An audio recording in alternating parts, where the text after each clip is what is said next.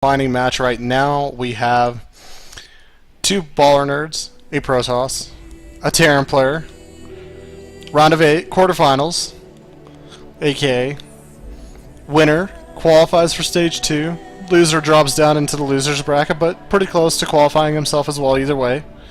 But hey, you know what? Might as well get out sooner than later, right? You hear all those, zombie apocalypse shows and whatnot. The people that got out early, man, they survived. They found a new settlement, whatnot. The people that stick around, try to fight, they eventually, they get bit, they get converted. So, just get out of there quicker, get to stage 2. It's actually better, yeah, you get at least a tiny bit more time to start preparing and thinking about your opponents over in the stage 2 area. Stage 2 that Sunday, it's going to be intense, man. Violet, Pult, Scarlet, Major, Huck, Puck, Kioxy, and Illusion. A lot of players I wouldn't want to face myself, to be honest. Very uphill battle. But here we go over here at the top right side of the map, representing Flipside Gaming. We just watched Saravati, now we're watching another American player. It is Bails. Bails, of course, is going to be facing off against the Terran player, DignitasSeleCT. Now Select, now we finally, for the first time, because we're seeing Terran, we get to see the cool Terran hats. Look at those Terran hats, they're like wizard hats, they're not even like party hats. It's like a bunch of like little wizards like mining around over there and shit, kind of like doing their own thing. But we're on Nimbus LE, of course.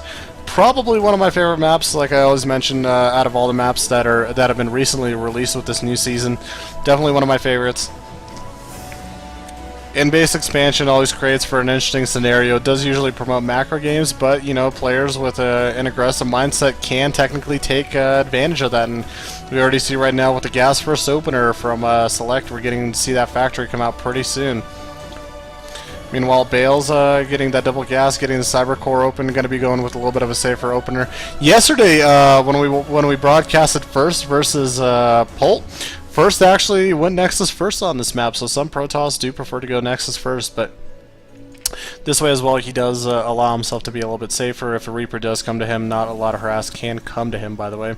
So SCV is going to go on and scout. He'll at least know he's not at the bottom left side of the map. That Reaper, or actually not Reaper, sorry.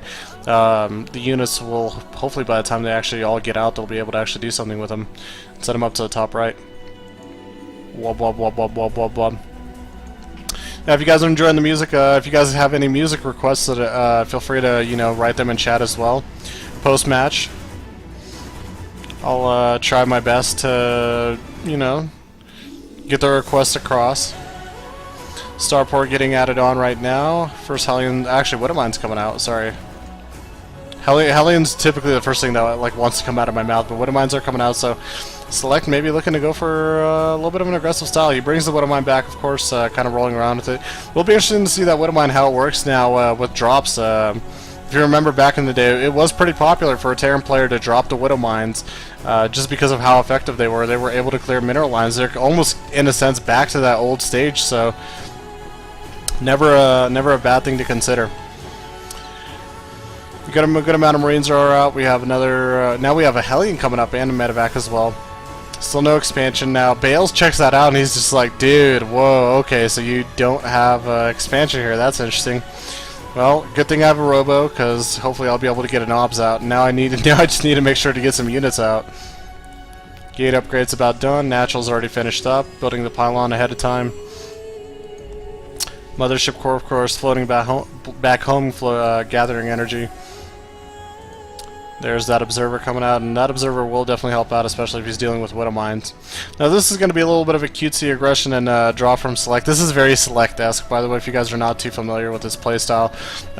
He really doesn't shy away from this type of draw play, so while he goes and drops into the main, what he really hopes for is to activate the Photon Overcharge on the bottom location over here. And then after that, hopefully he'll be able to rotate his way down inside the main base, or vice versa. Vice versa is really what you look for, because the Hellions are going to try to roll up here. Of course, Stalkers do greet them. He'll have to pull back for the time being. The drop does come inside the main base. Photon Overcharge activated, saves all the units. Will pull out. And here he comes inside the main base trying to drop. He needs to burrow the Widowmine. He needs to burrow the Widowmine. Is he going to let the Widowmine activate? Widowmine's actually not within range. He's going to let it go. But here comes the Hellions on the backside over here. Stalker's still a little bit too distracted by them. The first Hellions are coming through. They're going to be rolling over to this base. Oh my goodness, cancel like get a little bit of a line them up scenario over here. Well, he gets a few workers right here. 7 more workers. Or 4 more, sorry. The rest of the workers are trying to roll on through. The medevac is still available. Photon overcharge still activated. Not down just yet. Will he actually have another one available by the time it's over? Looks like no, it won't. He does get the Hellions out, though, so that's pretty good because he gets a chance to save them. Now, the Wadamon's going to come back in here and he's going to burrow. How much damage can he get done? Damn, that detonation sequence was slow.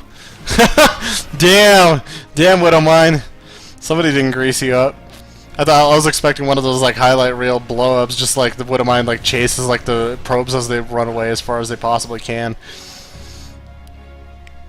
Well, you know what? Bails not in too bad of a position. He did a pretty good job of holding that off. Take a look at the worker loss count. 15. Okay, that's still not too bad. He's up 35 workers. What does Select have? He's got, you know, he's adding on barracks, getting the add-ons. He's got still stim underway. No, you know, any upgrades specifically in terms of bio, no air, no mech.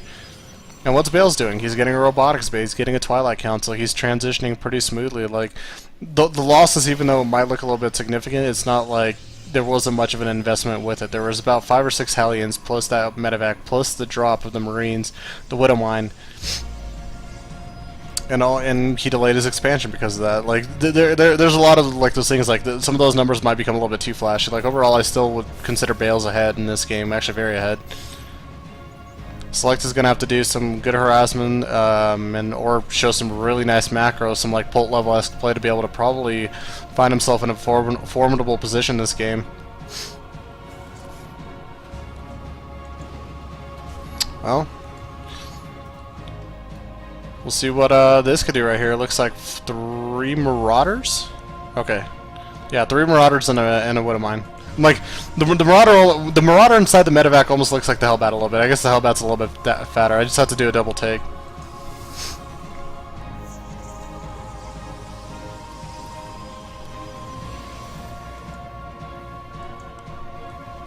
But of course, with the Marauders, he should be able to take the probes down a little bit quicker. Don't know if the Ob spotted him. He's bringing the Stalkers back in. It looks like he did spot him. Okay. So here they come flying in. We'll see what kind of damage the Marauders can do. Widowmine is burrowing. Photon overcharge activated. Needs to focus down on the medevac. There we go. That's one of those actually prime things if you ever get a chance in terms of prioritizing. You see that medevac fly in, focus with your mothership core on the medevac, take it out of the game. That way those units that are getting lifted in are trapped there. And he's going to attempt to try to maybe continue putting on a little bit of pressure over here. I'm not sure how well it's going to come out for him. Drops the force field off. The units won't be able to break through. We got some Marauders that are trying to take a poke over at these Colossus, but now with the second Colossus out, Select does have to pull back. Bails continuing to hold a worker lead. Now he's getting his +1 upgrades. Blink is just about done as well, and that's actually even more dangerous than anything else. If he's actually able to get the blink finished up, some of these drops, they will not be able to escape at all if they come in again. More bioforces do continue reinforcing. He does snipe that one Marauder that he forgot about a little bit earlier. Bails drops the 3rd base. This is risky right here. This is a little bit risky. I feel like Bails should stick just a tiny bit, maybe longer, on 2 base until he gets a couple more units out, until he actually finishes up his 1-1 and make sure that Blink and he's got enough units to deal with Bob, because you take a look, you know, a couple Colossus can do some damage, but, you know, a good Bioforce that splits up can be just as, you know, detrimental to the life of these Colossus as anything else can really.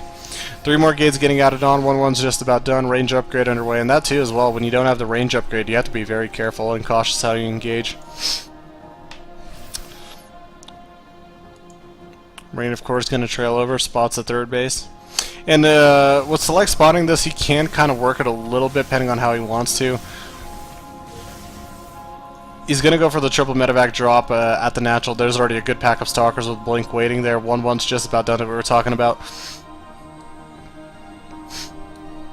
Trying to get a second force together, maybe to head to hunt that 3rd base, but with this split up right now, it's really nice. Like this Bioforce of just Marauders is not technically going to be able to break, or shouldn't be able to break through these 3 Colossus plus Sentries and Zealots. Meanwhile, over here, the drop does come. Oh, beautiful blink out by Bails. Knocks out 2 medevacs. Almost all of them were full of units. Now, Stim Marines will be able to, and Marauders will be able to take away some of those Stalkers, but BAM! Bails! Goddamn! Goddamn! And meanwhile, over here that we were talking about, with 3 Colossus, 4 Swords, and Zealots, he's not going to be able to break over here. Select is falling very far behind. Alright. I'm gonna have a little bit of that shitty caster moment. I really apologize to anybody that hates when people call it early GG, but right now Bails is sitting on 3 base, 61 workers. 3rd orbital is just about to finish up for Select. He's just getting the Vikings out. +2/+2 is underway. He's only got +1 attack, +1 armor is about to finish up. By the numbers game, Select is very far behind. Very far behind.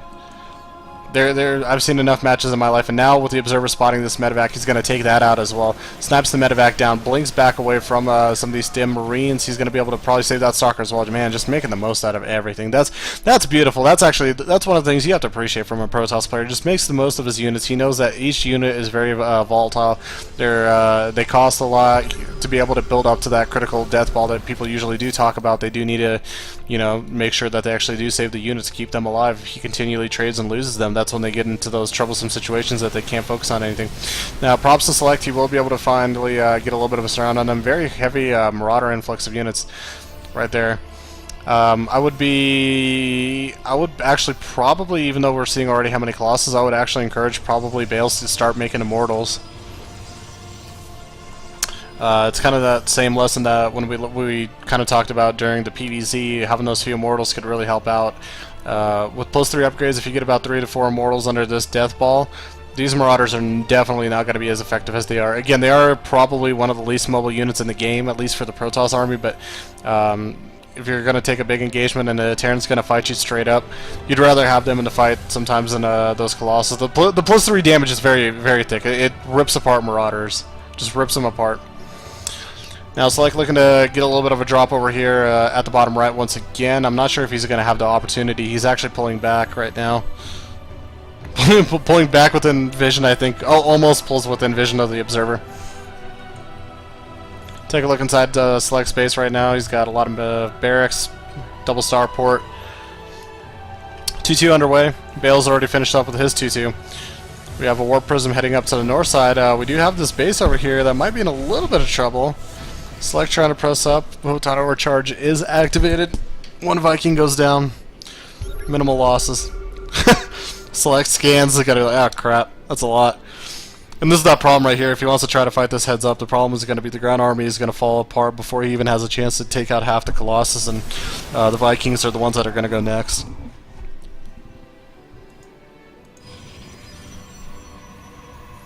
It's not a good position to be in. It's not a good position to be in. I've been here as a Terran. It's not a good position to be in here. Yeah, good position to be in.